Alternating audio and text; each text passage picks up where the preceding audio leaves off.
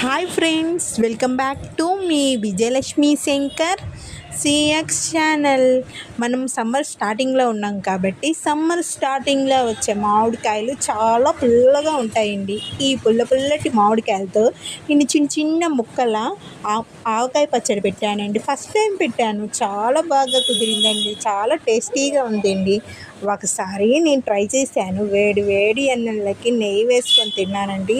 చాలా టేస్టీగా వచ్చిందండి. ఒకసారి ఇంత బాగా కుదిరిద్దని అనుకోలేదు. దీనికి కావాల్సిన పదార్థాలండి: ఆవాలండి. ఆవాలు నేను చిన్న ఆవాలైనా పెద్ద ఆవాలైనా తీసుకోవచ్చండి. నేనైతే పెద్ద ఆవాలు తీసుకొని ఒక బాండీ తీసుకొని అందులో వేసుకున్నానండి. ఒక గ్లాస్ ఆవాలు వేసుకొని బాగా ఫ్రై చేసుకున్నానండి. అట్లానే 2 టేబుల్ స్పూన్ల మెంతులు తీసుకున్నానండి. మెంతులు తీసుకొని కొంచెం సిమ్లో పెట్టుకొని ఫ్రై చేసుకోవాలండి. ఎక్కువ మాడిపోకుండా సిమ్లో పెట్టుకుంటే చాలా టేస్టీగా ఫ్రై అవుతాయి. అందుకని నేను ఇవి ఫ్రై అయిపోయిన ఆవాలని మెంతుల్ని చల్లార్చుకోవడానికి పక్కన పెట్టుకున్నానండి. అట్లానే చిన్నుల్లిపాయలు నేను ఒక గ్లాస్ తీసుకున్నానండి. ఆ గ్లాస్ చిన్నుల్లిపాయలు తోలు తీసేసి పక్కన పెట్టుకున్నానండి.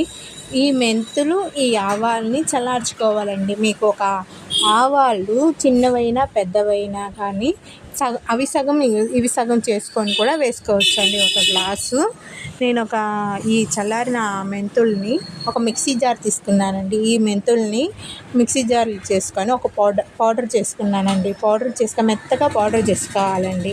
పౌడర్ చేసుకొని పక్కన పెట్టుకున్నానండి. అట్లానే అదే మిక్సీ జార్లో ఆవాలు కూడా వేసుకున్నానండి. ఆవాలు కూడా వేసుకొని మెత్తగా పౌడర్ చేసుకున్నానండి. ఈ పౌడర్ని పక్కన పెట్టుకున్నాను. బరకగా ఉంటే బాగోదు, చాలా మెత్తగా పొడి చేసుకోవాలండి. ఆవు పిండిని పొడి చేసుకొని పక్కన పెట్టుకున్నానండి.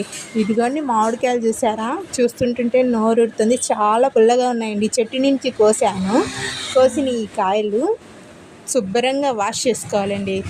వాష్ చేసుకొని చక్కగా పొడిగుడ్డ పెట్టి తుడిచేసుకోవాలండి. తడి లేకుండా తుడుచుకోవాలండి. ఇదిగోండి ఆ ముక్కల్ని నేనే కట్ చేసేసాను. ఇంట్లోనే కట్ చేసేసి పక్కన పెట్టుకున్నానండి. ఇవి తడి తగలకుండా ఉండాలి. తడి తగిలితే పచ్చడి పాడైపోతుంది, ఎక్కువ రోజులు నిల్వ ఉండదు. అందుకని తడి తగలకుండా మనము ముందే శుభ్రంగా వాష్ చేసుకొని పొడిగుడ్డ పెట్టి తుడుచుకొని పక్కన పెట్టుకోవాలండి. పక్కన పెట్టుకున్నాక ఈ ముక్కల్ని కూడా కొంచెం ఎండలో పెట్టుకోవచ్చు లైట్గా, లేకపోతే ఫ్యాన్ గాలి కింద ఆరబెట్టుకుంటే సరిపోయిద్దండి. ఈ ముక్కల్ని నేను ఒక గ్లాస్ కానీ గిన్నెతో కానీ కొలుచుకోవాలండి. నేనైతే మనం ఏ గ్లాస్తో కొలిచామో ఆ గ్లాస్తోనే ఉప్పు కారాలు అన్నీ కొలుచుకోవాలి. లేకపోతే ఏ కప్ అయినా పర్వాలేదండి.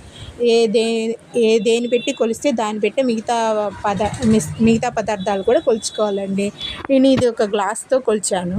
చూడండి, గ్లాసు సమానంగా కాకుండా పైకి వచ్చే విధంగా పైన కూడా ముక్కలు వేసుకునేలాగా నేను ఒక 5 గ్లాసులు ముక్కలు వేసుకున్నానండి. చూడండి, ఈ ముక్కలన్నీ వేసుకున్నాను. అట్లానే ఉప్పు నేను మెత్తటి సాల్ట్గా కాకుండా కల్లు ఉప్పు తీసుకున్నాను. ఈ కల్లు ఉప్పుని మనం కొంచెం ఎండలో ఆరబెట్టుకోనన్నా వేసుకోవచ్చు, లేకపోతే ఇట్లానే మిక్సీలో వేసుకొని పౌడర్లా సాల్ట్లాగా చేసుకొనైనా వేసుకోవచ్చు. కల్లు ఉప్పు అయినా కానీ వేసుకోవచ్చండి. నేనైతే కల్లు ఉప్పు అట్లానే వేసుకున్నానండి.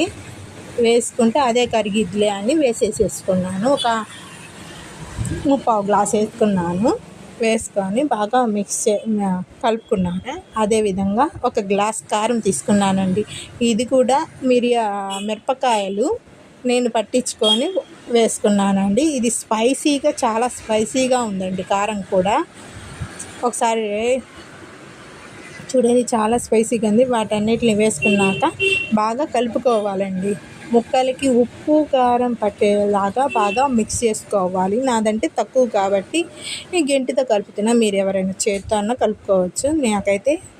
నేనైతే గెంటితో ఇలా కలుపుకున్నాను. బాగా మిక్స్ చేసుకుంటూ కింద ముక్కలన్నిటికీ బాగా మెత్తగా మొత్తం పట్టాలని, ముక్కలన్నిటికీ ఉప్పు కారం పట్టేసే బాగా కలుపుకుంటూ బాగా మిక్స్ చేసుకోవాలండి.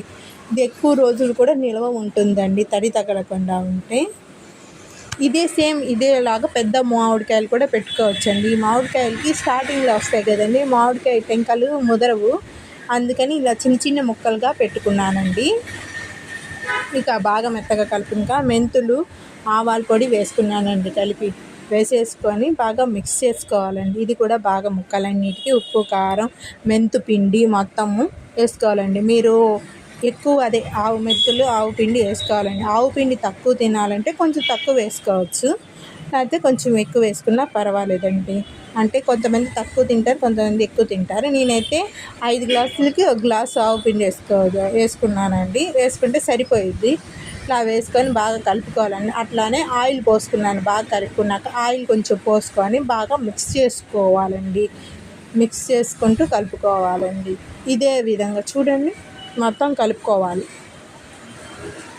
మళ్ళీ కలుపుకొని ఒకవేళ ఆయిల్ సరిపోకపోతే మళ్ళీ పోసుకుంటూ కలుపుకోవాలి.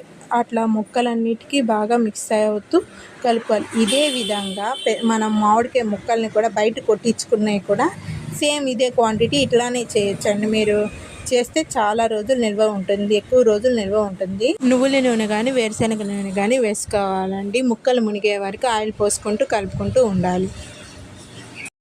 ఏ పచ్చడి అయినా కానీ ఇదే కొలతలు ఇదేనండి. మీరు ఎంత క్వాంటిటీ పెట్టుకుంటే సేమ్ అట్లానే కొలుచుకొని అంతే క్వాంటిటీతో పెట్టుకోవాలండి. చూడండి సరిపోకపోతే మళ్ళీ ఆయిల్ పోసుకుంటూ కలుపుకుంటూ ఉండాలి. ఇదిగో చిన్న ముక్కల ఆవకాయ పచ్చడి. ఇది మనం ఈ పెద్ద ముక్కల పచ్చడి 1 సంవత్సరం నిల్వ ఉంటుందిగా అండి. ఈ సంవత్సరంలోపు మనం ఈ చిన్న ముక్కల పచ్చడి 2-3 సార్లు తినేయచ్చండి. ఎప్పుడు కావాలంటే అప్పుడు మనం పెట్టుకోవచ్చు.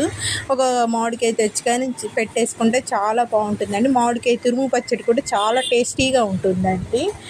ఇది ఇలా మనం కలిపేసుకున్నాక వెల్లుల్లి రబ్బలు కూడా వేసుకొని బాగా మిక్స్ చేసుకుంటూ కలుపుకోవాలండి. ఒక 2 డేస్ తర్వాత ఇది మనం అన్నంలో వేసుకొని వేడి అన్నంలో వేసుకొని నెయ్యి వేసుకొని తింటే చాలా టేస్టీగా ఉంటుందండి.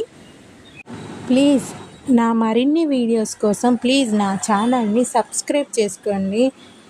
Please like and share and comment. Thanks for watching my channel. Thank you.